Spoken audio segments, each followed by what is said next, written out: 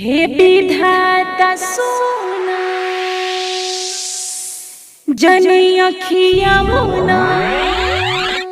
या तो जिंदगी हमार न त मौत चुनो प्यार काहे के बनवला हो मरता लोग ढीला से प्यार काहे के बनवला हो मरता लोग ढीला से जब प्यार पवित्र बा मानते हुता पवित्र बा ई दुनिया काहे के रोकेला तो दिल के मिलेला से प्यार काहे के बनवलो मारता लोग ढेला से प्यार काहे के बनवलो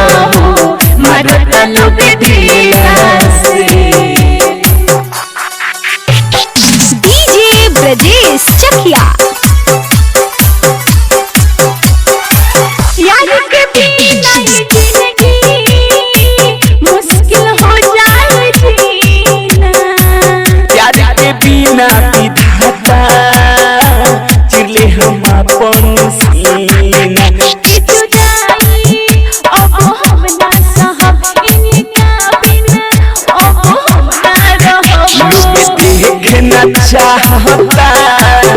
धक्का मार के ढाहता कमले लाए विधाता उनके दुख देला से प्यार काहे के बनवलो मारता लोग ढेला से प्यार काहे के बनवलो मारता लोग ढेला से डीजे ब्रजेश चकिया इससे अच्छा बा दुनिया जिंदगी छीन ले तो हमारे हीरी रंझा के तैसे प्यार हो जाई पिया मन एक बनी नया इतिहास मिट जाई सबके मन के पिया राइटर चंदे सवर हो गुस्सा में ही सवर हो रामधार अजय कंगबारी असफिया नीला से प्यार काहे के बनवलो मारता लोग ढेला से प्यार काहे के बनवलो